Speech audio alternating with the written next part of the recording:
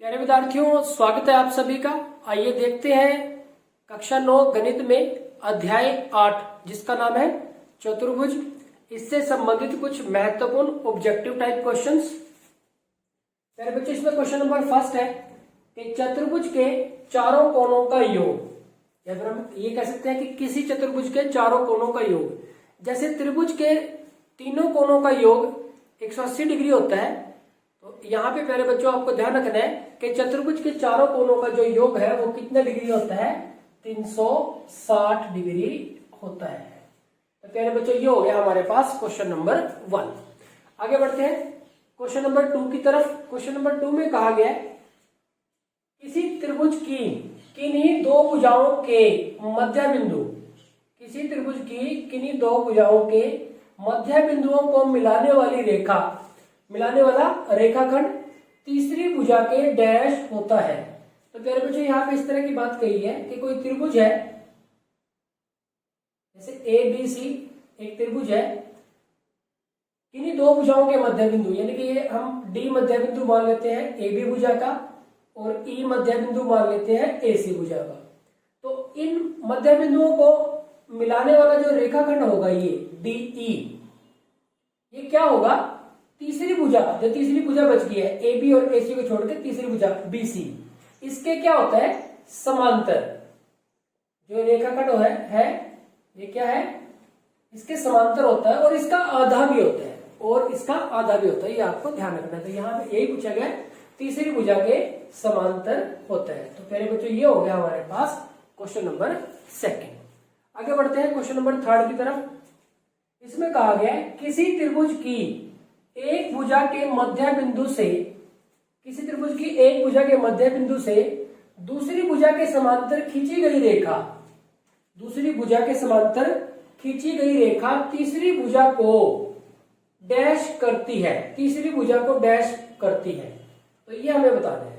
तो प्यारे बच्चों यहाँ पे देखो क्या कहा गया है कि कोई त्रिभुज है, हम ले लेते हैं ए बी सी, इसमें एक भुजा के मध्य बिंदु, ये भुजा ले लिया हमने, इसके मध्य बिंदु डी ले लिया से दूसरी भुजा के समांतर, किसी दूसरी भुजा के समांतर खींची गई रेखा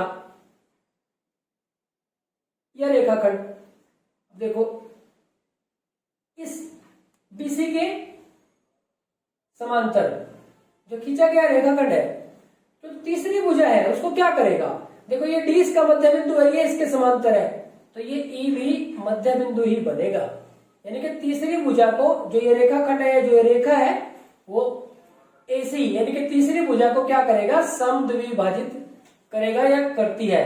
तो यहाँ पे देखो हम क्या लिखेंगे, किसी त्रिभुज की एक भुजा के मध्य बिंदु से, एक भुजा के मध्य बिंदु से दूसरी भुजा के समांतर खींची गई रेखा ऐसे ही चलती रहेगी, ठीक है, खींची गई रेखा तीसरी भुजा को समद्विभाजित करती है। तो क्या आ जाएगा? समद्विभाजित, समद्विभाजित करती है। क्वेश्चन नंबर 4 है हमारे पास। इसमें कहा गया कि एक चतुर्भुज के कोण 3:5:9:13 के अनुपात में है। सबसे बड़ा कोण का माप होगा, सबसे बड़े कोण का माप होगा। तो सबसे बड़ा कोण बताना है। अब देखो चतुर्भुज के जो कोण है वो इस अनुपात में है, और हमें पता है कि चतुर्भुज के चारों कोणों का जोड़ कितना होता है? 360 डिग्री। तो इसका अनुपात ये है, तो हम इनको कोणों को क्या मान लें? एक तो 3x, एक को 5x मान लेते हैं, एक को 9x मान लेते हैं और एक को 13x मान लेते हैं, क्योंकि यह अनुपात दे रखा है। अब इनको जोड़ेंगे तो सभी कोणों का जोड़ आ जाएगा, लेकिन जोड़ तो कितना है? 360 डिग्री। अब ये देखो 3x और 5x 8, 8 और 9 17x, 17 और 13 30x, 30x बराबर है 360। तो x बराबर है 360 बटे में 30, ये कैंसिल कर दिया, तो ये 12 आ जाएगा। तो x का मान आ गया 12। अब देखो जो पहला कोण है 3x से जो हमें कोण मिलेगा, 3x से 12 दिए 36, एक कोण तो 36 मिलेगा। फिर 5x से जो कोण मिलेगा 12 पंजे 60, 36 डिग्री 60 डिग्री। फिर 9x से 12 में 108 डिग्री ये मिलेगा। और 13x है, 12 की और 13 की करेंगे तो 156 डिग्री आ जाएगा, 156 डिग्री।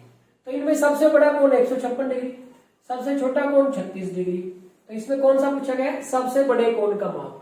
तो सबसे बड़ा कोण हमारा हो जाएगा 156 डिग्री। ए में 36 डिग्री, बी में 180 डिग्री, सी में 160 डिग्री और डी में 156 डिग्री। कभी 180 डिग्री को सबसे बड़ा देख के इस पर टिक मार कर दो। ध्यान रखना है कि हमें इनमें से देखो जो कोण बने हैं, तो वैसे भी लिख दिए, आपको ये देखना पड़ेगा कि इस चतुर्भुज के कोण कौन से हैं। तो ये हमारा सबसे, ये कोण ये है, इनमें सबसे बड़ा 156 है, तो 156 डिग्री हमारा आंसर आ जाएगा, यानी कि डी ऑप्शन हमारा राइट हो जाएगा। मेरे बच्चों इसी तरह से एक और क्वेश्चन लिया है कि एक चतुर्भुज के कोणों का अनुपात 3:4:5:6 के अनुपात में हो तो चतुर्भुज के कोण क्रमशः होंगे। तो फिर ऐसा ही क्वेश्चन आ गया, देखो इसको क्या लिखेंगे, एक तो 3x है, एक 4x, एक 5x और एक 6x। इनको अगर प्लस कर दें तो कितना बनना चाहिए? 360 डिग्री। 3 और 4 7 और 5 12, 12 और 6 18, तो 18x बराबर है 360 डिग्री। तो x का मान कितना आ जाएगा? x का मान आ जाएगा 360 डिग्री बटे में 18, 18 दूनी 36, 20 आ गया भाई, x 20 आया। तो प्यारे बच्चों अगर x का मान 20 है तो पहला कोण 20 दिए 60 डिग्री बनेगा, यहां लिख रहा हूं मैं, ये 80 डिग्री बनेगा, फिर ये 100 डिग्री बनेगा और ये 20 के 120 डिग्री बनेगा। तो ये बने 60 डिग्री, 80 डिग्री, 100 डिग्री और 120 डिग्री। आप इनको चेक करना चाहते हो, इनको जोड़ के देख लो, 360 डिग्री होना चाहिए। 80 और 120 200 और 100 300 और 60 360। तो 60 डिग्री, 80 डिग्री, 100 डिग्री और 120 डिग्री, 60 डिग्री, 80 डिग्री, 100 डिग्री और 120 डिग्री। तो ये हमारे पास पहला ही ऑप्शन है, इसका सही आ जाएगा। क्रमशः लगातार है, पहले वाले के लिए पहला, दूसरे के लिए दूसरा। देखो इसमें भी लिखे दो है लेकिन ये आगे पीछे है, ऐसे नहीं है। तो क्रमशः पूछा गया है, तो यानी कि सबसे पहले 3x के लिए, फिर 4x के लिए, फिर 5x के लिए, फिर 6x के लिए, इस तरह से हमें ज्ञात करना है। तो प्यारे बच्चों देखते हैं क्वेश्चन नंबर 6। इसमें कहा गया है यदि एक समांतर चतुर्भुज के विकर्ण बराबर हो, यदि एक समांतर चतुर्भुज के विकर्ण बराबर हो तो वह एक समांतर चतुर्भुज, आमने सामने की भुजाएं बराबर और विकर्ण भी बराबर हो गए तो वह समांतर चतुर्भुज क्या बन जाएगी? आयत बन जाएगी। इसमें कहा गया समचतुर्भुज, नहीं, समचतुर्भुज की तो सारी भुजाएं बराबर होती है, वर्ग में भी सारी भुजाएं बराबर होती है और जो विकर्ण भी बराबर होते हैं। आयत ठीक है, समांतर चतुर्भुज है, आमने सामने की भुजाएं बराबर होगी और विकर्ण भी बराबर होगी, तो क्या बन गई? वो आयत बन गई। तो ये हो जाएगा हमारे पास सी, आयत बन जाएगी वो। तो ये हो गया हमारे पास क्वेश्चन नंबर 6।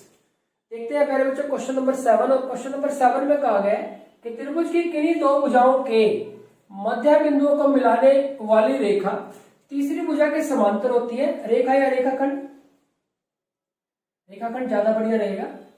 रेखाखंड